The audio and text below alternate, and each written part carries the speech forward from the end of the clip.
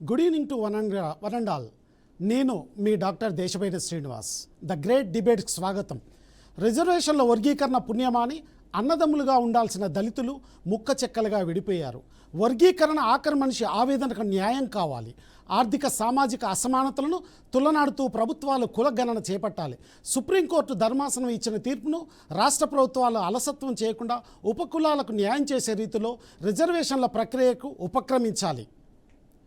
నేటి డిబేట్లో మనతో ఉన్నటువంటి గెస్టులు కారం శివాజీ గారు మాల మహానాడు సంఘం సభ్యులు, అలాగే రాజలింగం గారు 57 ఉపకులాల ఐక్యవేదిక అధ్యక్షులు, అలాగే అడ్వకేట్ చిక్కుడు ప్రభాకర్ గారు, అలాగే తాటికాల జయరాం గారు. డాక్టర్ చిక్కుడు ప్రభాకర్ గారు, అసలు 341(1) అది ఏం చెబుతుంది? అసలు ఆ ఆర్టికల్ ఏం చెబుతుంది?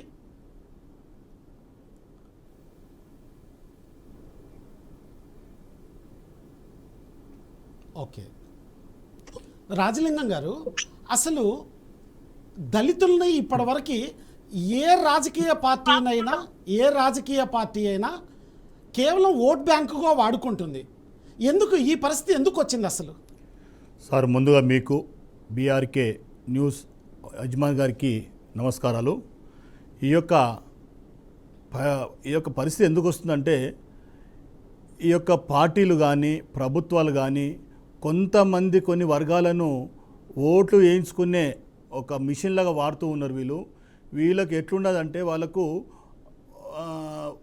కొన్ని కులాలు ఉన్నాయి సార్. కింద కులాలు వాస్తవానికి బేడబుడ జంగం, మాస్టి, సింధు, బైండ్ల, గోసంగి, వలియదాసరి, పంబల, నేతకాని ఇలాంటి కులాలు చాలా వెనుకబడి ఉన్నవి.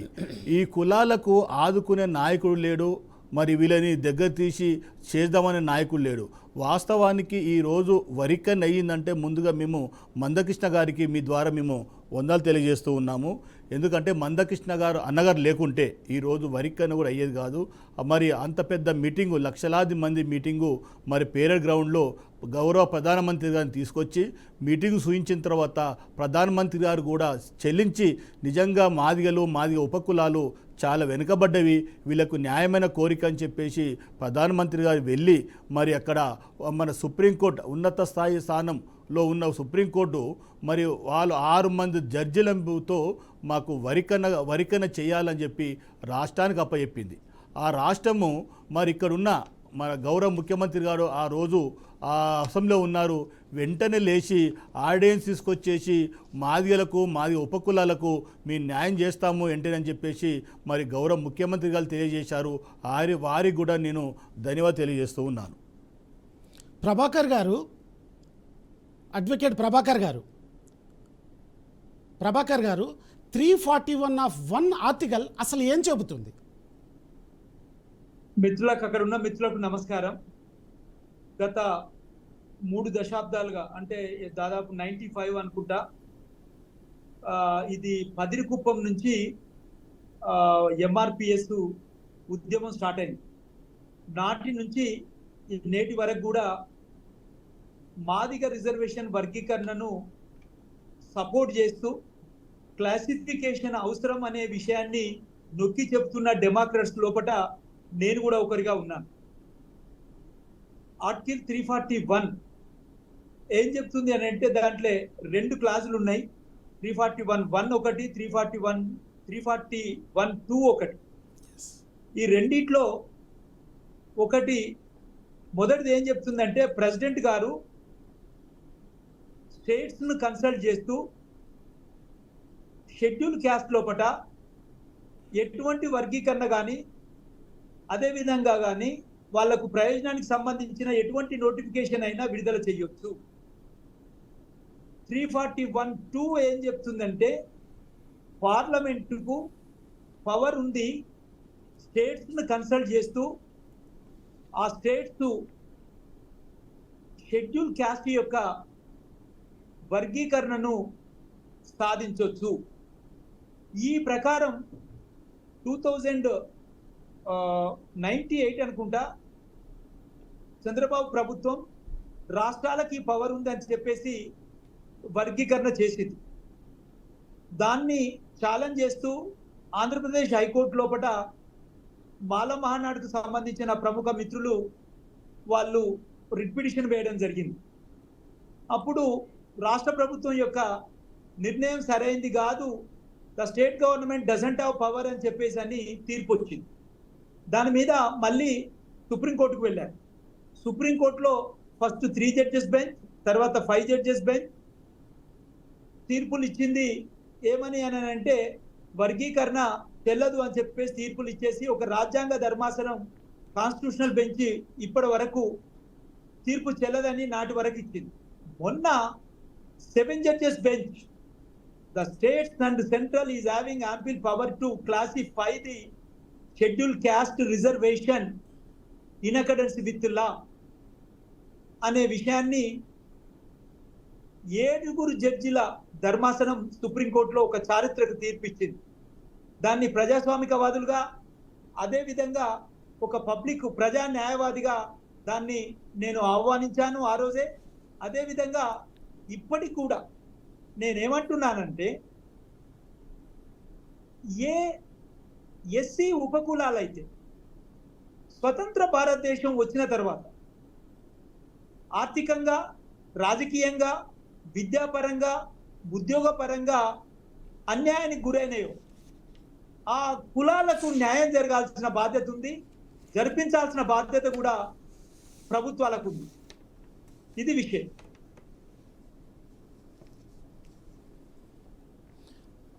కారం శివాజీ గారు, రిజర్వేషన్ల వర్గీకరణ వలన మీకు వచ్చే నష్టం ఏంటి అసలు? సార్ ఒక్కసారి మీరు అర్థం చేసుకోవాలి, ఇదే వర్గీకరణ ఒక మిగతా నార్త్ స్టేట్లు కూడా చేయడం జరిగింది ఈ విధంగా మాకన్నా ముందే. కానీ దీంట్లో ఎక్కడ అన్యాయం జరుగుతుంది ఏంటని పూర్తిగా సుప్రీంకోర్టు జడ్జిల బెంచ్ కూడా ఆ రోజున పూర్తిగా విచారణ చేసిన తర్వాత మాదిగలు పూర్తిగా స్వయం ఉపాధికి అలవాటు పడుతున్నారు, కానీ పిల్లల్ని స్కూల్కి పంపించి చదివించుకోకుండా చదువు దూరం చేస్తున్నారు. దానివల్ల అందులో అవగాహన తక్కువ ఉంటుంది. కానీ చాలా మంది నాయకులు కూడా ఈ రోజున ఐఏఎస్ ఆఫీసర్లు అయ్యారు, మాదిగల్లో కూడా ఐఏఎస్ అయ్యారు, ఐఆర్టీఎస్ అయ్యారు, ఐపీఎస్ అయ్యారు, చాలా మంది అయ్యారు. కానీ మేము వాళ్ళకి ఎప్పుడు అడ్డు రావట్లేదు కదా. వాళ్ళ స్కూల్కి వెళ్లకుండా ఆపేస్తున్నామా, కాలేజీకి వెళ్లకుండా ఆపేస్తున్నామా, లేకపోతే వాళ్ళు చదువుకోవద్దని మేము ఏమైనా వాళ్ళ నెత్తి మీద ఒత్తిడి తీసుకొస్తున్నామా, లేకపోతే మీ వేరే రాజకీయంగా మేమేమి ఆశించట్లేదు కదా. ఏదైతే రాజ్యాంగ పరంగా వచ్చిన రిజర్వేషన్లు ఉన్నాయో ఆ రిజర్వేషన్లు అనుభవించుకుంటూ మేము కష్టపడి పూలు నాలో చేసుకుని, మాకు చేతివృత్తి లేదు, మేము రోజు కూలి పని పోవాలి, పొలం పని పోవాలి, పొద్దున్న లేస్తే రెక్కాడితే కానీ డొక్కడదు. అటువంటి జాతి మాది. అంతే తప్పించి మేమేమి మాదిల కన్నా ఎక్కువ బాగుపడిపోయి ఎక్కువ చేసింది ఏమీ లేదు కదా. చెప్పమనండి ఎవరన్నా. బహిరంగ చర్చకి ఎన్నోసార్లు వచ్చాను, ఎన్నోసార్లు మాట్లాడిన తాకుండా చాలా మంది కూడా డిబేట్ నుంచి లేచిపోయి వెళ్ళిపోయారు. ఇతను వితండవాదం చేస్తున్నాడండి. వితండవాదం నేను చేస్తాను.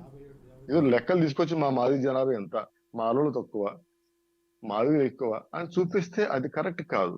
ఎందుకంటే విద్యాభ్యాసాలు నేర్పించి వాళ్ళని ముందుకు నడిపించి వస్తున్న బాధ్యత మాదిగ నాయకునికి ఉంది.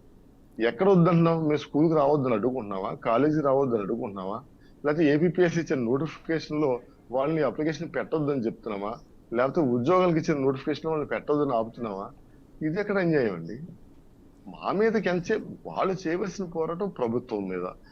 శివాజీ గారు వాళ్ళకి ఏదైనా అన్యాయం జరగదు. శివాజీ గారు, 59 కులాలు, దళితుల్లో 59 కులాలు ఉన్నాయి. 59 కులాల్లో కేవలం 2 కులాలకు మాత్రమే రిజర్వేషన్ ఫలాలు అందుతున్నాయి. మిగతా 57 కులాల పరిస్థితి ఏంటి? ఆ విషయానికి వచ్చిన తర్వాత ఇంకొక విషయం ఏంటంటే, ఇంకొక ప్రశ్న ఏంటంటే, ఈ రెండు కులాల్లోనే తెలంగాణలో 55 లక్షల మంది దళితులు ఉంటే దాంట్లో 35 లక్షల మంది మాదిగలు ఉన్నారు. మాలలు వచ్చేసి మిగతా 14 లక్షల మంది ఉన్నారు. అట్లాగే ఆంధ్రప్రదేశ్లో తీసుకున్నప్పుడు 88 లక్షల మంది దళితులు ఉంటే దాంట్లో 44 లక్షల మంది మాలలు ఉన్నారు, మిగతా 30 లక్షల మంది, దాదాపు 35 లక్షల మంది మాదిగలు ఉన్నారు. మరి ఇక్కడ ఫలాలు అందాల్సినటువంటి ఫలాలు జనాభా ప్రాతిపదికన ఆర్థిక సామాజిక రాజకీయ పరంగా జరగాల్సినటువంటి మరి ఆ ప్రాతిపదిక జరగకుండా కేవలం ఒక కులాలను దృష్టిలో పెట్టుకొని ఈ రిజర్వేషన్లు ఇవ్వడం అనేది ఎంతవరకు సమంజసం అనుకుంటున్నారు? అంటే కులాలంటే కులాల ప్రకారంగా రిజర్వేషన్ లేదండి. ఏదైతే ఆ రోజు మేమందరం కూడా ఊరికి దూరంగా నెట్టబడి అంటరానితనం అనుభవించాం కాబట్టి అప్పుడు అంబేద్కర్ చాలా పోరాటం చేసి ఆయన కేవలం మాదిగలు మాలలు లేకపోతే రెల్లి యానాది అనేది చూడలేదు. అందరికీ సమాన ప్రాతిపదికన రిజర్వేషన్ ఆయన రాసిచ్చాడు. దాని ప్రకారం ఏంటంటే విద్యార్థులందరినీ అంటే పిల్లలందరినీ కూడా బడికి పంపించి చదివించే విధంగా మనం చేయాలి. కానీ నేను ఎస్ఎస్టీ కమిషన్ చైర్మన్ గా చేశాను, 2 టర్మ్స్ చేశాను. నేను చాలా చోటకి వెళ్ళినప్పుడు కూడా ఆ మాదిగలు వాళ్ళ నాన్నగారు చెప్పులు కుడుతుంటే పిల్లడు కూడా కూర్చోబెట్టుకుని చెప్పులు కుట్టిపించేవాడు. అరే ఈ తప్పురా రారు, పిల్లడు బడికి పంపించరా అంటే ఊరుకోండి సార్, అర్థం కదా వాడు ఏం చేస్తాడు అన్న విధంగా మాట్లాడారు. కానీ మాలలు అలా కాదు. క్రైస్తవ మిషనరీలన్నీ కూడా సముద్ర మార్గం ద్వారా వచ్చి అందరికీ కూడా ఈ విద్యను అభ్యసించే విధంగా కొన్ని విద్యా సంస్థలు స్థాపించి వాళ్ళు ఎడ్యుకేట్ చేసే విధంగా వాళ్ళు తయారు చేశారు. మేము మాదిగలు ఏమైనా స్కూల్కి రావద్దన్నామా, చదువుకోవద్దని చెప్పామా?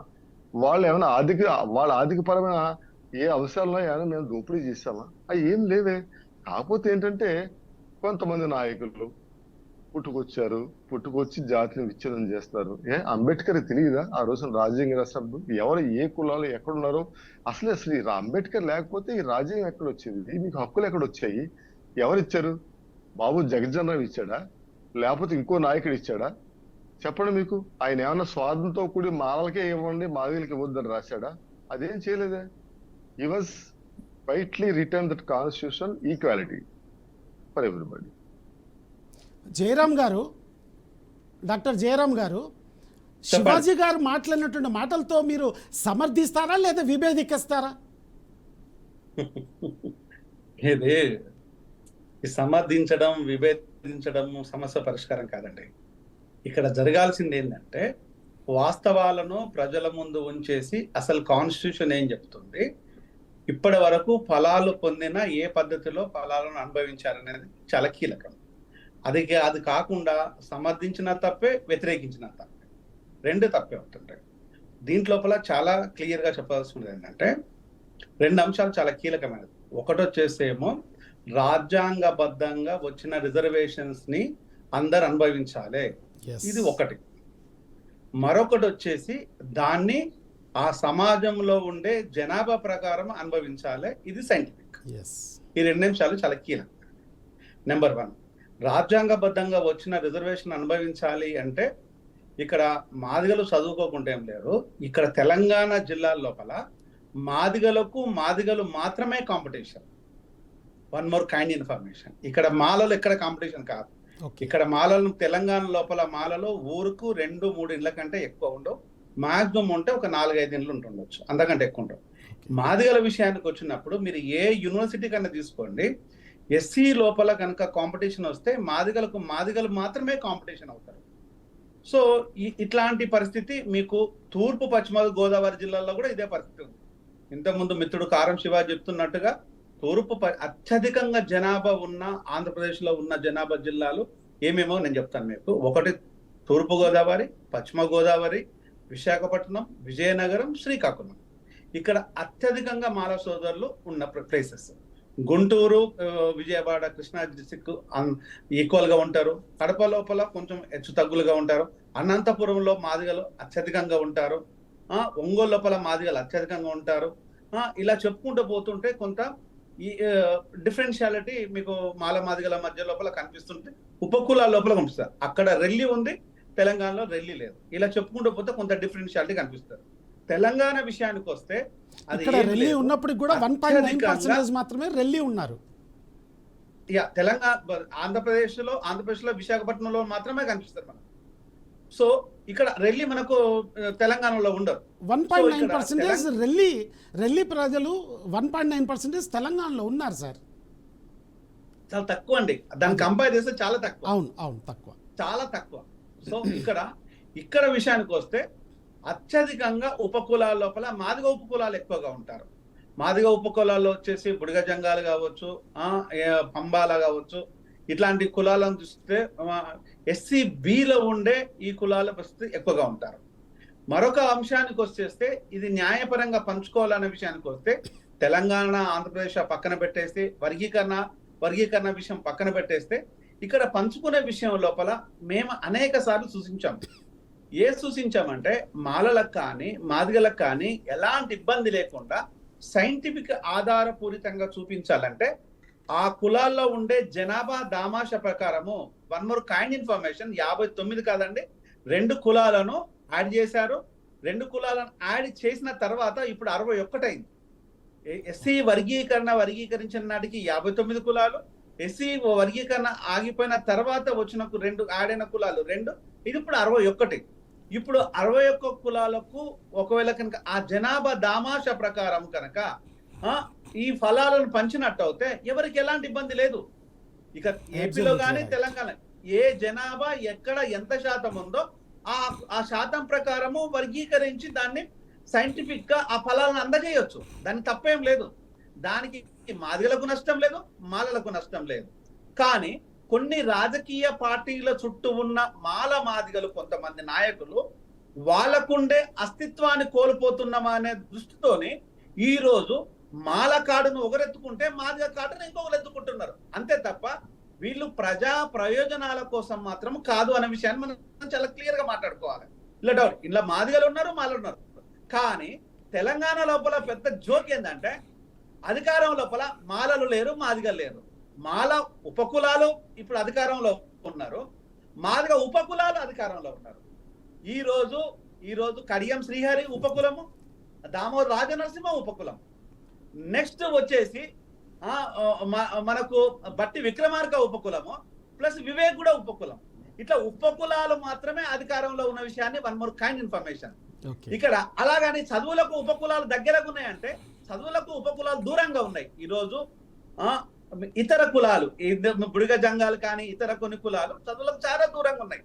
అంటే ఈ రోజు వాళ్ళు వాటా పంచుకుంటున్నారా? రాజకీయంగా వాటా పంచుకోవటం లేదు, సామాజికంగా పంచుకోవటం లేదు, నెక్స్ట్ విద్యాపరమైన వాటాలు లేవు. మరి వాళ్ళను కదా మనం కన్సిడర్ చేయాల్సింది. నా దృష్టిలో ఈ రోజు మాదిగలు ఇద్దరు ఈక్వల్ గానే షేర్ అనుకుంటే ఈ రోజు నష్టపోయింది ఎవరు అంటే ఉపకులాలు అత్యధికంగా నష్టపోయినవి. ఇది ఫ్యాక్ట్. దీన్ని పంచే విధానం లోపల కన్సిడర్ చేయాల్సిన విషయం ఏంటంటే జనాభా దామాష ప్రకారము పంచుకుందామని చెప్తే ప్రాబ్లం సాల్వ్. కానీ ఇక్కడ రాజకీయ పార్టీలు కొంతమంది రాజకీయ నాయకులకు తొత్తులుగా ఉన్న కొంతమంది బ్యూరోక్రాట్స్ ఇది వాళ్ళ కులాల ప్రయోజనాల కోసం ఆడుతున్న డ్రామాలో వాళ్ళ ప్రయోజనాలు మాత్రమే నెరవేర్చుకుంటున్నారు. కొంతమంది నాయకులు అవతారం ఎత్తిన వాళ్ళ ప్రయోజనాల కోసం మాత్రము ఇది మొత్తం ఎంటైర్ వ్యవస్థ ప్రయోజనాలు కనుక నష్టపోతున్నట్టు చూపిస్తున్నారు. ఇటు మాల నష్టపోతున్నట్టు ఇటు మాల నష్టం. నేను ఒక విషయాన్ని స్ట్రైట్ గా మాదిగలా చెప్పదలుచుకున్నాను. ఇక్కడ ఏంటంటే ప్రభుత్వం లోపల ఉద్యోగాలు లేవు, అపాయింట్మెంట్స్ లేవు, విద్య లేదు, వైద్య వృత్తి లేదు, ఎంప్లాయ్మెంట్ లేదు, ఎడ్యుకేషన్ లేదు, రిక్రూట్మెంట్ లేదు, ఈ రోజు ఎలాంటి అనౌన్స్మెంట్ లేదు, అసలు ఉద్యోగాలే లేవు, చదువులు లేవు. అంత కార్పొరేటివ్ సిస్టమ్ లోకి వెళ్ళిపోయింది. ఇది ఆర్టికల్ 38 గురించి తర్వాత మాట్లాడదాం. కార్పొరేటివ్ సిస్టమ్ లోపల కూడా నెక్స్ట్ ఆర్టికల్ 38 ఏం చెప్తుంది అంటే దాంట్లో రిజర్వేషన్ గురించి, అది పక్కన పెట్టేద్దాం. ఈ అంశాలన్నింటినీ ఈ రోజు మాదిగ నాయకులకు తెలియదా? మాదిగ బ్యూరోక్రాట్స్ తెలియదా? మరి తెలిసి కూడా ఎందుకు దీన్ని వెనకాల పడుతున్నారు? ఇది ప్రధానమైన క్వశ్చన్. అంటే మీకు ఫర్ ఎగ్జాంపుల్ చెప్తాను.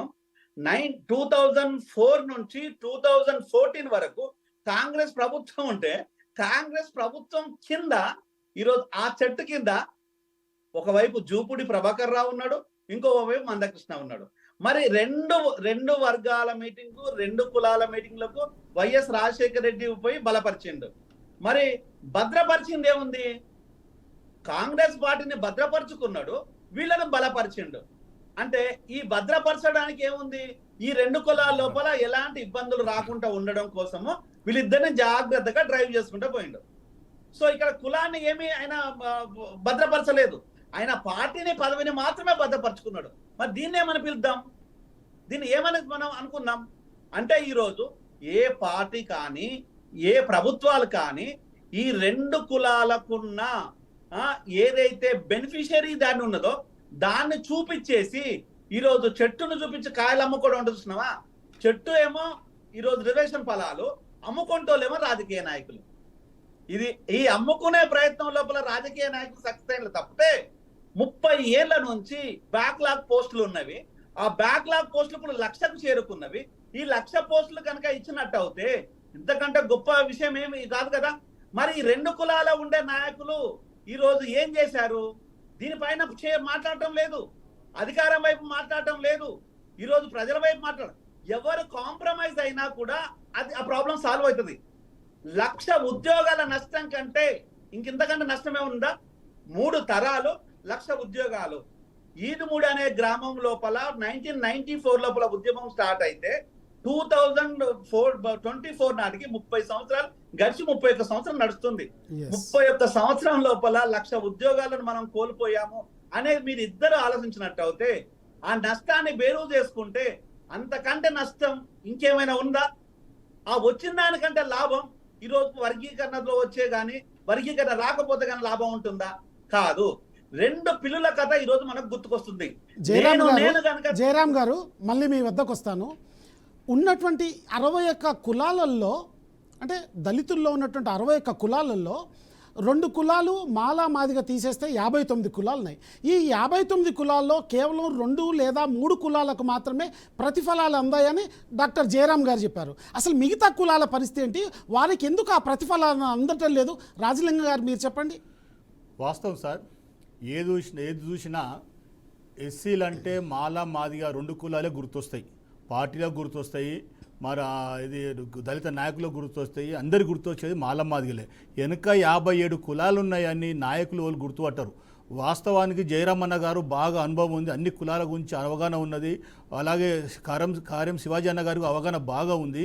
నేను ఏమంటున్నా అంటే మీరు ఇద్దరే కొట్టుకుంటారు, మాలా మాదిగలు అంటే ఇంకా 57 ఉపకులాలు ఏం కావాలో అడుగుతున్నా. ఇప్పుడు 10 దాంట్లో చదువులో మీరే ఉన్నారు, ఉద్యోగాలలో మీరే ఉన్నారు, ఐఏఎస్ ఆఫీసర్ ఉన్నారు, ఎంపీలు ఉన్నారు, ఎమ్మెల్యేలు ఉన్నారు. మరి 57 ఉపకులాల్లో ఒక ఎమ్మెల్యే ఒక్కలో 2 ఉంటారు. తర్వాత అంతకన్నా ఊరికి దూరాన్ని నెట్టేసిన కులాలు ఇంకా కులాలు ఉన్నాయి కదా. అంటే మాకే ఉద్యోగాలు కావాలంటారు, మాకే ఎమ్మెల్యే సీట్లు కావాలంటారు, మాకే ఎంపీ సీట్లు కావాలంటారు. మరి మిగతా కులాలు ఏం కావాలి? అంటే మీరు కొట్లాడి మీ ఉపకులాలను బయట పెట్టాలి, పంపించాలనే కదా. రెండవది ఏంటంటే వరికన్న అవుతుంది సార్, వరికన్న అవుతుంది అంటున్నారు. మేము 30 సంవత్సరాల నుంచి ఉద్యమంలో తిరిగాము, మాట్లాడాము, మందకృష్ణ గారు తిరిగాము, చేశాము, కరెక్ట్, చాలా సంతోషమే వరికన్న అయినందుకు. కానీ ఇప్పుడేమనిపిస్తుంది అంటే వరికన్న ఎందుకైందేమో అని బాధపడవలసి వస్తుంది మేము ఉపకులాలం. ఎందుకంటే ఇప్పుడు కొంతమంది నాయకులు ఏం చేస్తున్నారంటే మాల కింద ఉన్న కులాలు మాల కింద ఉన్న కులాలు ఒకటైతాయి, మాదిగా కింద ఉన్న కులాలు ఒకటైతే అంట. మేము మొన్నటిదాకా 30 సంవత్సరాల నుంచి 57 కులాలు కొట్లాడుతున్నాము. ఎవరి వాళ్ళు పక్క తీసేసి కొంతమంది దళిత నాయకులు అందరిని అనను కొంతమంది దళిత నాయకులు ఏమంటారు అంటే మీరు మాదిగ కింద కొన్ని కులాలు వస్తాయి, మాదిగ కింద ఉన్నారు కాబట్టి మాదిగ కింద ఉండకండి, మీరు సపరేట్ ఉండండి అంటున్నారు. ఇక్కడ మాల కింద ఉన్న వాళ్ళు ఏమంటారు, వాళ్ళు కూడా కొంతమంది సపరేట్ ఉండమంటారు. అంటే వాళ్ళేమో ఉన్న ముద్దని సమానం పంచుకోవాలని చూస్తున్నారు. కానీ మిగతా 57 కులాల గురించి అక్కడ 2 అక్కడ 3 5 పంపించేసి 1 6 ఇచ్చేసి మమ్మల్ని ఏం చేయాలనుకుంటున్నా అడుగుతున్న వీళ్ళని. మూడవది అంటే ఇప్పటిదాకా ఉద్యమాలు ఎన్ని వచ్చినా మాకు రాలేదు అంటారు. కానీ ఉపకులాల పేరు చెప్తున్నారు కాదను, ఉపకులాల పేరు చెప్తేనే మాల మాదిగలే ఒకటవుతున్నారు, మాల మాదిగలే పంచుకుంటున్నారు. అన్ని రకాల వాళ్ళు ఉంటే మేము నెట్టికి ఊరికి దూరాన ఇప్పటికి చదువు లేకుండా ఈరోజు కూడా ఒక కార్పొరేషన్ ఎక్కడుందో, ఎస్సీ కార్పొరేషన్ ఎక్కడుందో, మెట్లు ఎక్కడున్నాయో మా కులాలకు తెలియదు. ఇప్పుడు కూడా మాకు చదువుకునడానికి ఈ యొక్క కంప్యూటర్ యుగం వచ్చినాక 7 దశాబ్దాలు గడిచినా కూడా కొన్ని కులాలకు ఉపకులాలకు ఆర్డో సర్టిఫికేట్ ఇస్తున్నాడు. మాల మాదిగకు ఎమ్మెల్యేలు, ఎంపీలు, మినిస్టర్లు, ఐఏఎస్ ఆఫీసర్లు ఉన్న వాళ్ళకేమో ఎంఆర్ఓ ఇస్తారంట. చదువుకు దూరంగా చదువు తెలియని వాళ్ళు సంచారం చేస్తున్న వాళ్ళకేమో ఆర్డీఓ ఇస్తారంట. ఇదెక్కడి కరెక్ట్ అని అడుగుతున్నా నేను వీళ్ళని. శివాజీ గారు, రాజలింగం గారు చెప్పినట్లు మాల మాదిగలకు మాత్రం ఎంఆర్ఓలు సర్టిఫికెట్ ఇవ్వడం, కానీ మిగతా ఉపకులాలకు వేరే వాళ్ళు సర్టిఫికెట్స్ ఇవ్వడంలో ఆంతర్యం ఏంటంటారు అసలు? అస్సలు అటువంటి వ్యత్యాసం లేదండి, కానీ అప్రోచ్ అయ్యే విధానం ఉంటుంది. ఇప్పుడు ఎంఆర్ఓ దగ్గరికి వెళ్ళినప్పుడు ఆయన కొన్ని డాక్యుమెంట్స్ అడుగుతాడు. ఎక్కడ పుట్టావు, మీ తాత ముత్తాతల పరిస్థితి ఏంటి, ఇవన్నీ అడుగుతారు. అవన్నీ సబ్మిట్ చేస్తే మాలోళ్ళకైనా మాదిగులకైనా ఉపకులాలకైనా ఎవరికైనా కానీ వాళ్ళు సర్టిఫికేట్ ఇస్తారు. ఎందుకంటే వాళ్ళు ఉద్యోగ భద్రత వాళ్ళు చూసుకుంటారు. గౌకుని ఏదైనా సర్టిఫికేట్ ఇస్తే ఇదో మళ్ళీ ఇదో గొడవ అవుతుంది, ఇదో మళ్ళీ ఇష్యూ అవుతుంది అని చెప్పేసి వాళ్ళు భయపడతారు. అందుకే వాళ్ళు ఏంటి అడుగుతారంటే అంటే ప్రాంతీయ పరంగా కులాల అభివృద్ధిలో అసమానతలు లేవంటారా? అది అసమానతలు లేవని నేను మాట్లాడండి. ఎందుకంటే అసలు ఎస్సీ కులాలంటేనే అసమానతలు అగ్ర కులాలు క్రియేట్ చేశారు. అది మామూలుగా ఎప్పటి నుంచో నడుస్తున్నది. దాని మీద పోరాటం చేసే బాబాసాహెబ్ అంబేద్కర్ వాళ్ళ మీద పోరాటం చేసి విధిని సాధించాడు. బాబు జగజ్జనరాం పోరాటం చేశాడు.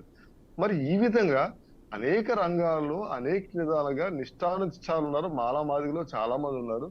మరి వాళ్ళందరూ కూడా ఎంతో వాళ్ళు త్యాగం చేసి డబ్బు ఖర్చు పెట్టి అందరినీ కూడా చదివించాలి, పైకి తీసుకురావాలనే ఉద్దేశంతో ఉన్నారు. ఈ రోజు ఉంది మీరు ఒక చిన్న చూస్తుంది, మా వెంకటస్వామి గారి ఫ్యామిలీ ఉంది, బాగా చదువుకున్నారు, ఫ్యాక్టరీలు పెట్టుకున్నారు, అదే చేస్తున్నారు, వాళ్ళు అందరికి సేవ చేస్తున్నారు. అలాగే సంజయ్ థియేటర్ ఓనర్ చూసుకోండి, మా మాదిగ సమాజ వర్గం చెందిన వాళ్ళు.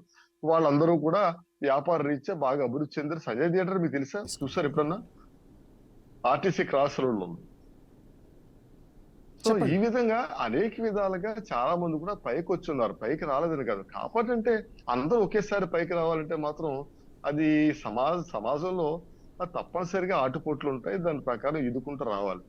నిజంగా చెప్పాలంటే కృష్ణన్న ఉన్నాడు. కృష్ణన్న ఎన్ని కష్టాలు పడ్డాడు. నక్సలైట్ ఉద్యమంలో నుంచి బయటకు వచ్చి ఉద్యమాన్ని స్టార్ట్ చేసి పైకి ఇది వచ్చాడు. మేము ఉన్నాము, మేమేదో ఉద్యోగం చేసుకుంటూ ఉద్యోగ సంఘాల నుంచి అక్కడి నుంచి ఇక్కడి నుంచి అలా మేము ఇది తీసుకొచ్చాం. మా ఉద్యోగాలు కూడా మేము త్యాగం చేసి పడేసాం. ఎందుకంటే జాతి కోసం జాతి నష్టపోయేటప్పుడు కలపడానికి ప్రయత్నం చేస్తాం తప్పించి విడిపోవడానికి ప్రయత్నం చేయం. ఇంకొక విషయం ఏంటంటే, అంటే మమ్మల్ని మాలోడు వస్తే చంపేయండి, తాసుపమ్మ వస్తే వదిలేయండి అనే సామెత వీళ్ళు తీసుకున్నారు. ఆ సామెత చాలా రాంగ్ అని చెప్పి ఆ మొదటి నుంచి కూడా వాదిస్తూనే ఉన్నాను నేను. అంటే తాసుపమ్మ వస్తే వదిలేసేయాలా, మానవుడు వస్తే చంపేయాలా, ఇదేం నినాదం అండి? ఇది ఎక్కడ ఎంజాయ్? అసలు మానవత్వం ఉందా? దారుణం కదా ఇది. మానవ సమాజంలో ఏదైనా హెచ్చుతగ్గు అన్నదమ్ములు ఉన్నారు, తండ్రి సంపాదించిన ఆస్తులు హెచ్చుతగ్గులు ఉంటాయి. కారం శివాజీ గారు అలాంటి సందర్భాలు దేశవ్యాప్తంగా జరిగాయా, కేవలం ఆంధ్రలోనే జరిగాయా, లేదా ఉమ్మడి ఆంధ్రప్రదేశ్లో జరిగాయా? దేశవ్యాప్తంగా ఎక్కడ ఈ సమస్య లేదు. ఎక్కడ ఈ సమస్య లేదు. ఆంధ్రప్రదేశ్ లో స్వయాన వీళ్ళ పుట్టించిన కృత్రిమ ఉద్యమం, లేకపోతే అది నిజంగా ఉద్యమం అయితే వాటికి నిలబడేది ఏదో ఒకసారి జీవో తీసుకొచ్చేసి ఎంఆర్పిఎస్ ఉద్యమం కృత్రిమ ఉద్యమమే అంటారు. కృత్రిమ ఉద్యమం డబ్బులతో నడిపించే ఉద్యమం.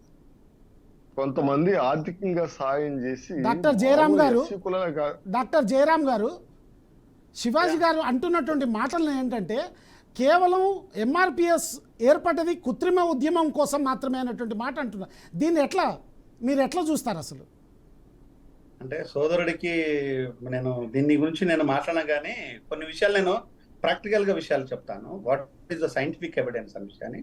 జయరాం గారు, ఎంఆర్పిఎస్ చేసింది కృత్రిమ ఉద్యమం అనేటువంటి మాటను మీరు ఎట్లా స్వీకరిస్తారు? చాలా తప్పండి. కారం శివాజీ గారు మాట్లాడము శుద్ధ తప్పు. ఎందుకంటే 30 సంవత్సరాలు ఎండక వాననక కాలు ఇరిగిన కూడా ఉపకులాలకు న్యాయం జరగాలని చెప్పేసి అన్న కృష్ణన్న గారు ముందుకొచ్చి పనిచేస్తుంటే ఇది డబ్బులు పెట్టిన ఉద్యమం అంటే మన కారం శివాజీ గారు, మీరు చదువుకున్న వారు మూర్ఖంగా మాట్లాడుతున్నారు. ఇది కరెక్ట్ కాదు. ఇది ఉపకులాల గురించి మాదిగల గురించి కృష్ణన్న గారు పోరాడుతుంటే దానికి మీరు డబ్బులు పెట్టి పోరాడిపిస్తున్నట్టున్నారు. మీరు ఏ విధంగా అంటారండి? వాస్తవానికి ఈ రోజు మాదిగలు ఎందుకు బయటకు వచ్చారండి? మాదిగలు మాలలు మాకంటే ఎక్కువ చదువులో ఉన్నారు, విద్యలో ఉన్నారు, అన్ని రకాలుగా మా వాట గుంజుకుంటున్నారని చెప్పేసి 94లో కృష్ణన్న గారు అదొక ఉద్యమం స్టార్ట్ చేస్తే మీ కడుపు ఊకోలేక ఇప్పుడు ఈ వాస్తవానికి మీకు మా మాదిగలకు ఎక్కడుందండి డిఫరెంట్? 7% మాదిగలు ఉంటే 6% మీరున్నారు. ఎక్కడ డిఫరెంట్ ఉందండి? 1% గురించి కొట్లాడతారండి కారం శివాజీ గారు? మీరు ఎంత కట్టిది మీరు అలాంటిది మీరు అలాంటిది మాట్లాడకుండా మీరు ఇప్పుడేమో అట్లా మాట్లాడుతున్నారు అట్లా అంటున్నారు కదా. మళ్ళీ మీ పిల్లలకు మా పిల్లలకు ఎస్సీ ఉపకులాల పిల్లలకు మీరు పెద్ద పెద్ద స్కూల్లో హై స్కూల్లో చదువుతూ ఉంటే పెద్ద పెద్ద ఇంటర్నేషనల్ స్కూల్లో చదువుతూ ఉంటే మా పిల్లలు కింద స్కూల్లో చదువుతూ ఉంటే మరి మీకు మాకు తేడా లేదా అండి? ఎక్కడ తేడా ఎందుకు ఉండదండి? మీరు ఎట్లా అంటారండి? మీరు ఎట్లా అంటారు? మందకృష్ణ గారు ఎట్లా అంటారు? మీరు మీరేం పద్ధతి అండి?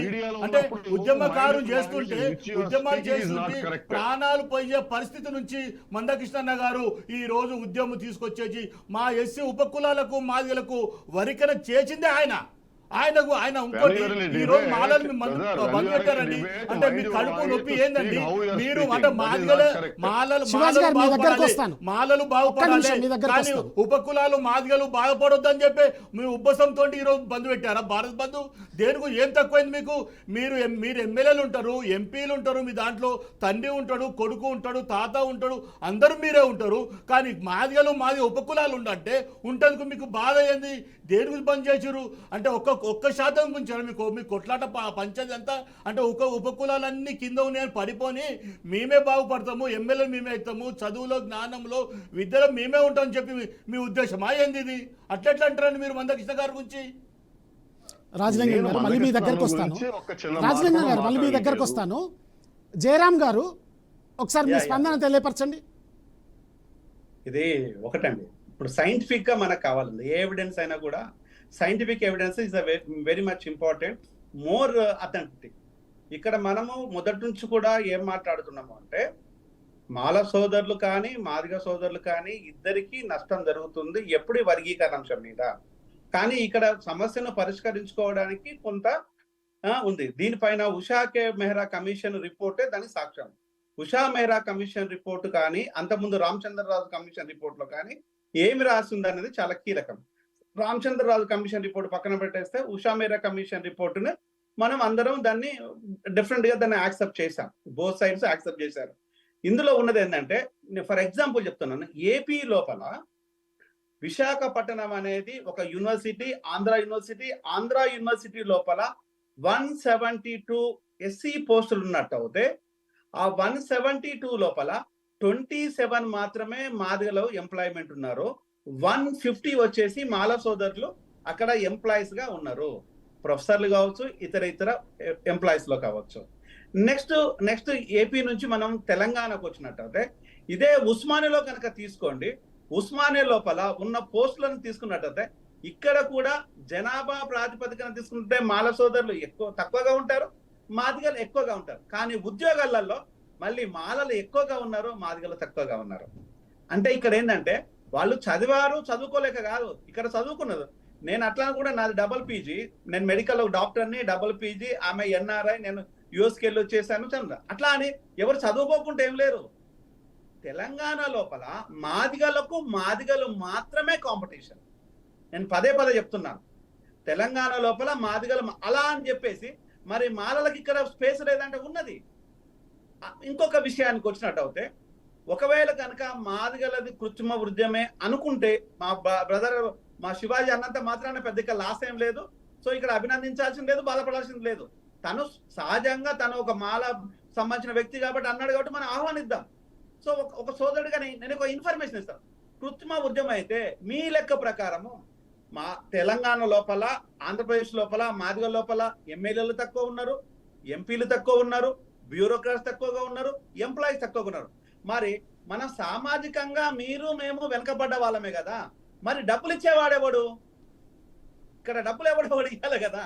దీనికి ఎవరిచ్చినా చెప్పుదాము, ఏ రాజకీయ పార్టీని నిందిద్దాము అంటే ఇది మనం అనడానికి ఎవరైనా అనొచ్చు, తప్పులేదు.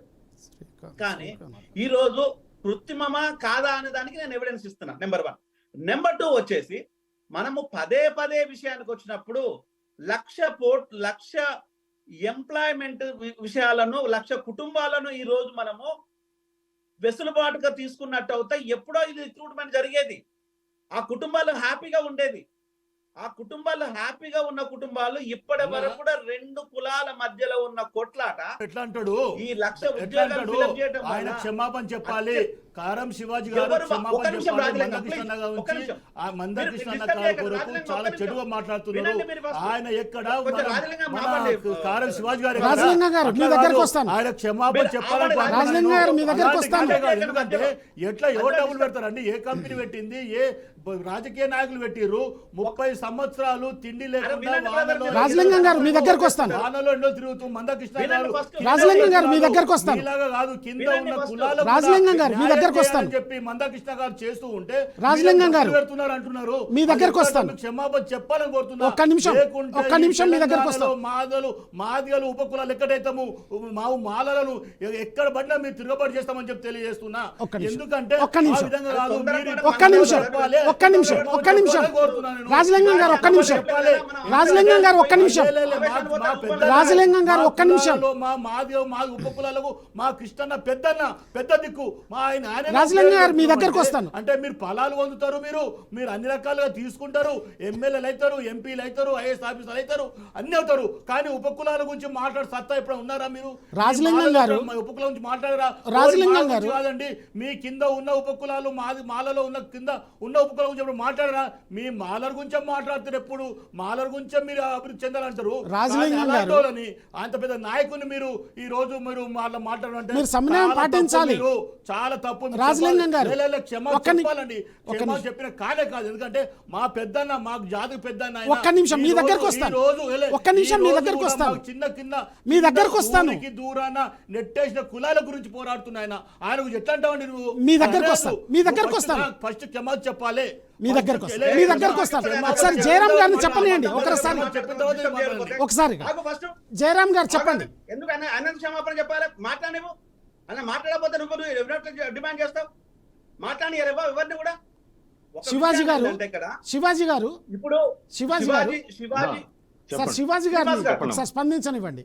రాజలింగం గారు ఆయన మాట్లాడే వెర్షన్ లాంగ్వేజ్ ఎలా ఉందంటే చాలా ఘోరంగా ఉంది. ఎందుకంటే నేను ఇప్పుడు దాకా మాట్లాడాను, అంత అబ్యూజ్డ్ లాంగ్వేజ్ ఎప్పుడు మాట్లాడలా.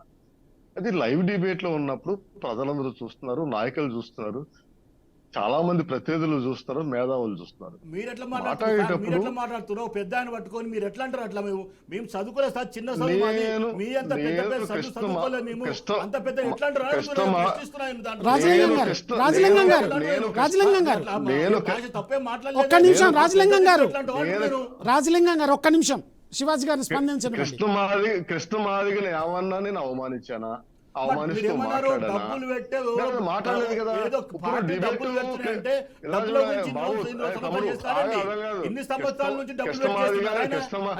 కృష్ణమాదిగా నేను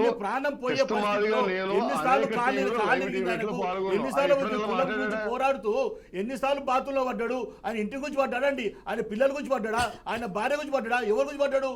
రాజలింగం గారు, రాజలింగం గారు, రాజలింగం గారు, రాజలింగం గారు, రాజలింగం గారు, ఒక్క నిమిషం ఆగండి. మీ దగ్గరకు వస్తా శివాజీ గారు. ఇప్పుడు సమస్య ఏదైతుందో సమస్య ప్రభుత్వాలు రాజకీయ పార్టీలు సృష్టించినాయి. కానీ మీరు మాల మీద పడేస్తారేంటి నాకు అర్థం కాదు. వాళ్ళు ఏం చేశారు? కూలీ నాలే చేసుకుని పొద్దున్న క్యారేజ్ పట్టుకెళ్ళి బతికేటోళ్ళు.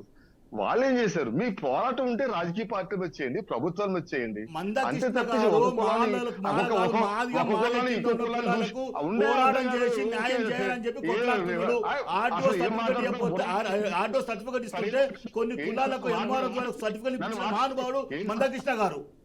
రాజలింగం గారు, ఒక్కసారి శివాజీ గారిని స్పందించనివ్వండి. ఇది శ్రామిక జీవులు, మాలైనా మాదిగలైనా రెల్లైనా ఇంకొక కులమైనా ఇంకొకైనా శ్రామికులు. పొద్దున్నే లేస్తే పొట్టాడదనే సిద్ధాంతం మీద పోయేవాళ్ళు. ఎవరో అభివృద్ధి చెందిన నలుగురు పట్టుకుని ఆడి పైకి వచ్చేసాడు, మాదిగులు ఏడు పైకి వచ్చేసాడు, మాలలో ఈడు పైకి వచ్చేసాడు, అది కరెక్ట్ కాదు. అంటే శివాజీ గారు 3 దశాబ్దాల ఉద్యమాన్ని మీరు కృత్రిమ ఉద్యమం అన్నప్పుడు ఎవరికైనా బాధ కలుగుతుంది కదండి. ఆ విషయాన్ని మనం అర్థం చేసుకొని చెప్పేటువంటి పదాల్లో కరెక్షన్ చేసుకుంటూ మాట్లాడాల్సినటువంటి బాధ్యత మీపై ఉంటుంది కదా. ఒక్క నిమిషం ఆగండి, ఒక్క నిమిషం ఆగండి రాజలింగం గారు, ఒక్క నిమిషం ఆగండి రాజలింగం గారు, రాజలింగం గారు, ఒక్క నిమిషం ఆగండి రాజలింగం గారు, ఒక్క నిమిషం ఆగండి. ఆయన అడిగారు, శివాజీ. నేను సమాధానం చెప్పాలి కదా. ఎస్ ఆయన అడిగారు, నేను యా సమాధానం ప్లీజ్ చెప్పాలి ప్లీజ్ కదా. Continue, please continue. ఈవెన్ మాలమహానాయుడ, మాదిగ దండోరైనా, లేకపోతే ఇంకో ఉద్యమైనా, ఎస్సీలో జరుగుతున్న ఉద్యమాలు కృత్రిమ ఉద్యమాలు. ఎందుకంటే రాజ్యాంగబద్ధంగా హేతుబద్ధంగా జరగాలి. అంచేత ఇప్పుడు కృష్ణాను ఎప్పుడు కించపరచలేదు. మీ ఇద్దరు ఎప్పుడో కలిసి మాట్లాడుకుంటూ శుభ్రంగా ఉంటాం, దానికి ఏం బాధ లేదే. అంటే మీరు ఇప్పుడు కృష్ణ- అన్నారు మీరేంటి కదా, అర్థం కాదు ఇప్పుడు మధ్యలో అన్నారు కదా. ఇప్పుడైతే అన్నారు కదా. ఒక్క నిమిషం. ప్రజలందరూ కూడా విచ్ఛిన్నం చేసేస్తాం, వాళ్ళు విచ్ఛిన్నం చేసేస్తాం, వాళ్ళు పొడి చేస్తాం, వీళ్ళు పొడి చేస్తాం. ఇది ప్రజాస్వామ్యమా లేకపోతే ఏమన్నా? ఏం మాట్లాడుతున్నారు? టీవీలో లైవ్ లో ఉండి ఒక క్రమబద్ధంగా మాట్లాడండి. అది ఎలా న్యాయపరంగా ఎలా వీలవుతుంది? సుప్రీంకోర్టు ఎందుకు అలా తీర్పిచ్చింది? దాని మళ్ళీ ఖచ్చితంగా అవమానపరుస్తున్నారు కదా మీరు. అది ఎందుకు మాట్లాడతారు? మీరు మంచిగా మాట్లాడండి. మీరు ఎన్ని తమ్ముడు కృష్ణన్న నేను రాజలింగం బాగా గారు, ఉంటాను, బాగా రాజలింగం గారు. మాట్లాడుకుంటాను. ఎందుకు మీరు అర్థం కాదు? శివాజీ గారిని కృష్ణన్న నేను స్పందించండి, బాగా ఉంటాను. శివాజీ గారిని స్పందించండి. కృష్ణన్న నేను శివాజీ బాగా గారు ప్లీజ్ కంటిన్యూ. కృష్ణన్న నేను బాగానే ఉంటావు, బాగానే మాట్లాడుకుంటావు. అసలు నువ్వెవరో ఎప్పుడు వచ్చావో, నీ మధ్యలో నీ ఉద్యోగంలో ఎప్పుడు వచ్చావో నాకు తెలియదు. నువ్వు నేను సంవత్సరాలు లేదండి. శివాజీ గారు, శివాజీ గారు, అంచేత నువ్వు శివాజీ గారు, కృష్ణన్ననే అవమానపరచుకో, మమ్మల్ని మా నాయకత్వం అవమానపరచుకో, కృష్ణన్ననే ఒక్క నిమిషం రాజలింగం గారు, ఒక్క నిమిషం నేను అలా అవమానపరిచాను. రాజలింగం గారు, ఒక్క నిమిషం. తప్ప మీ దగ్గర ఉన్నదే ఇది. మీకు ఇష్ట- మా మీకు వాళ్ళ ఇష్ట- దగ్గర ఉన్నదే ఇది. రాజలింగం గారు, మీకు ఇష్టం అడుగు, రాజు- మీకు ఇష్టం అడుగు. ఎప్పుడన్నా రాజలింగం గారు, కత్తులు చూసుకున్నావా? రాజలింగం గారు, ఎన్నో లైవ్ కృష్ణన్న నేను ఎన్నో లైవ్ లో శివాజీ గారు, శివాజీ గారు, మాట్లాడాలి. శివాజీ గారు, అసలు చూస్తున్నారు. మీకు కాదంటలేను. మేము అయ్యా, చాలాసార్లు చెప్పండి. చూస్తాం, మీతో మాట్లాడాము, మీ ఎమ్మడికి వచ్చాము, మేము కలిసి తిరిగాము కూడా. మీరు గుర్తుపడతలేదు మన పేరు, మీరు గుర్తుపడతలేదు. రాజలింగం గారు, అనేది ఏంటంటే మీరు రాజలింగం గారు, కాదంటాను, కృష్ణతో ఒక దగ్గర ఉండండి, కానీ మాట్లాడేటప్పుడు లైవ్ లో మాట్లాడేటప్పుడు మీరు ఎట్లా మాట్లాడుతుంది అంతే. రాజలింగం గారు ఒక్క నిమిషం ఆగండి. శివాజీ గారు అయ్యా చెప్పండి. చెప్పండి, స్పందించండి. అయితే ఇక్కడ ఒక ప్రశ్న, మీకు ఇప్పుడు వ్యక్తులు కాదు, చెప్పండి. అది ఒక సంఘం. ఆ సంఘం చేసినటువంటి ఉద్యమాన్ని కృత్రిమ ఉద్యమం అనడం కొంతమేరకు బాగలేదు. శ్రీనివాస్ గారు, చెప్పండి. శ్రీనివాస్ గారు ఒక్క నేను ఎక్స్ప్లెయిన్ చేస్తాను. ప్లీజ్ ప్లీజ్ శ్రీనివాస్ గారు. ప్లీజ్ ప్లీజ్ జయరామ్ గారు. శివాజీ అన్న ఒక్క నిమిషం. ఇక్కడ నేను ఒక్కటే అడిగేది శివాజీ నాకు అర్థం కావాల్సింది ఏంటంటే, ఆర్థికంగా మాదిగలకు వెసులుబాటు లేదు, రాజకీయ నాయకులు లేరు, బ్యూరోక్రాట్స్ లేదు. శివాజీ అన్ననే తెలుగుదేశం పార్టీ లోపల ఎస్సీ కమిషన్ చైర్పర్సన్ అయ్యాడు. ఒకవేళ చంద్రబాబు చెప్పుండాలి కదా, ఏమైనా మేము డబ్బులు ఇచ్చినామని చెప్పుండాలి, చెప్పని చెప్పండి. ఇది కృత్రిమమా కాదా అనే విషయాన్ని చెప్పొచ్చు. లేదు, ఇక్కడ ఎంఆర్పిఎస్ ఉద్యమాన్ని ఎవరెవరు దీన్ని యాక్సెప్ట్ చేశారంటే, సమాజం లోపల లాయర్లు, డాక్టర్లు, విద్యావంతులు, ప్రొఫెసర్లు, స్టూడెంట్స్, అన్ని రాజకీయ పార్టీలు, రాజకీయ నాయకులు, యాజ్ అండ్ టుడే ఈ రోజు వరకు. దాంతో పాటు మావోయిస్ట్ పార్టీ కూడా బలపరిచింది. ఈ ఉద్యమం సరైనదని చెప్పింది. ఇంతమంది సరైనది చెప్పిన తర్వాత వీళ్ళని ఎవరిని కృత్రిమంగా అని చెప్పుదాము? కాంగ్రెస్ పార్టీ కృత్రిమైందా? బీజేపీ కృత్రిమమైందేనా? లేకపోతే మిగతా మీరు పనిచేసిన ఎస్సీ కమిషన్ పనిచేసిన తెలుగుదేశం పార్టీ, మీరు మద్దతు ఇచ్చిన కాంగ్రెస్ పార్టీ, లేదు అనుకుంటే మిగతా నాయకులు అందరూ, మరి వీళ్ళంతా కృత్రిమంగానే ఉన్నట్టు అవుతే దాన్ని యాక్సెప్ట్ చేద్దాం. ఇప్పుడు ఇది is not at all counter. Rajalingam ఆవేశంతోనే మాట్లాడిండే కానీ విషయం మాత్రం అదే, చెప్పాల్సుకున్నది ఇదే. కానీ ఈ రోజు దీన్ని కృత్రిమం అంటే యావత్ జాతిని కించపరిచినట్టు. కృష్ణను కాదు, ఇది కృష్ణ అనేది ఒక వ్యక్తి, అనేది వ్యవస్థను కించపరచొద్దు మనం. వ్యవస్థకు సంబంధించిన విషయం ఇది. ఈ ఫలాలు అనేది యావత్ వ్యవస్థకు సంబంధించిన విషయాలు కాబట్టి, ఆ రోజు కారంచెడు విషయం లోపల గొడవ అయితే, మాదిగలను చంపేస్తే మాలలు ప్రాణాలు అడ్డం పెట్టి మాలలు ఉద్యమం చేశారు. వెంపెంట లోపల జరిగినప్పుడు అదే జరిగింది, చుండూరులో జరిగినప్పుడు కూడా అదే జరిగింది. మాలలు చంపినప్పుడు మాదిగలు ఉద్యమం చేశారు, మాదిగలను చంపినప్పుడు మాలలు ఉద్యమం చేశారు. ఈ రోజు మావోయిస్టు పార్టీకి సంబంధించిన సానుభూతి పరులు అనేక మంది దాన్ని అభినందించారు, ఆహ్వానించారు. మరి అంతటి బలమైన వాదన ఈ రోజు చిన్న వర్గీకరణ రాగానే రెండు కులాలకే ఎందుకు చిచ్చు పెట్టిల్లు అంటే, మనలో ఉన్న బ్రెయిన్ చాలా వీక్ గా ఉందని అర్థం. ఇండివిజువల్ గా మనం ఆలోచించాలి కదా. నేను ఇదే పదే చెప్తున్నాను. కొంతమంది రాజకీయ నాయకులు, కొంతమంది బ్యూరోక్రాట్స్ వాళ్ళ అవకాశాలను పొందడం కోసము ఈ ఉద్యమాన్ని వెనకాల ఉండి తోస్తున్నట్టుగా నటించారే తప్పితే ఎవరికి వేసింది ఏమీ లేదు. అలా చేసినట్టు అవుతే కారం శివాజీకి ఎంతమంది పైసలు ఇచ్చిండ్రు, లేదు మందకృష్ణకి ఎంతమంది పైసలు ఇచ్చిందో వాళ్ళ లిస్ట్ బయట పెట్టమని చెప్పండి. ఇది కృత్రిమమో కాదో చెప్తాం. ఇది ప్రజలు కోరుకున్నారా, లేకపోతే రాజకీయ నాయకులు కోరుకున్నారా, లేకపోతే మనం కావాలని కోరుకున్నామా? సింపుల్ కదా. అంటే ఈ రోజు ఒకరిని అవమానించుకోవడం కాదు, ఆవేశాలకు పోవటం కాదు. నేను పదే పదే ఒకటే మాట చెప్తున్నాను. కుల జనాభా దామాష ప్రకారము ఒకటి విభజించాలి. ఫస్ట్ కుల గణన జరగాలి. మాలలలో ఎంతమంది ఉన్నారు, మాదిగలలో ఎంతమంది ఉన్నారు, ఉపకులాలలో ఎంతమంది ఉంది, కుల దాని జనగణన జరగాలి. దాంతో పాటు వచ్చేసి మొన్న Punjab versus state of Punjab versus కనుక మనం చూసినట్టు అవుతే ఇక్కడ వచ్చినది వాళ్ళు ఇచ్చింది క్లాసిఫికేషన్, ఫుల్లీ క్లాసిఫికేషన్ కాదు, 1 more కైండ్ ఇన్ఫర్మేషన్. అది జరిగింది ఏంటంటే 656 పేజీల జయరామ్ గారు మళ్ళీ మీ దగ్గరకు వస్తాను. ఒక్క నిమిషం మళ్ళీ మీ దగ్గరకు వస్తాను. ప్రభాకర్ గారు, అసలు ఉషా మెహ్రా కమిషన్ ఏం నివేదిక సమర్పించింది? ఆ నివేదికను 2024లో తీర్పు ఇచ్చినటువంటి 7 సభ్యుల ధర్మాసనం ఏమని సూచించింది అసలు? యాక్చువల్ గా ఉషా మెహ్రా కమిషన్ అప్పుడు కేంద్ర ప్రభుత్వం మాదిగ వర్గీకరణకు సంబంధించిన క్వాంటిఫైబుల్ డాటాను సమర్పించమని చెప్పేసి, అదే విధంగా కొన్ని టర్మ్స్ ఆఫ్ కండిషన్స్ తోటి ఆ కమిషన్ ఏర్పాటు చేయడం జరిగింది. ఆ కమిషన్ రిపోర్ట్ ను కూడా సమగ్రంగా సుప్రీంకోర్టు పరిశీలించింది, 7 న్యాయమూర్తుల ధర్మాసనం.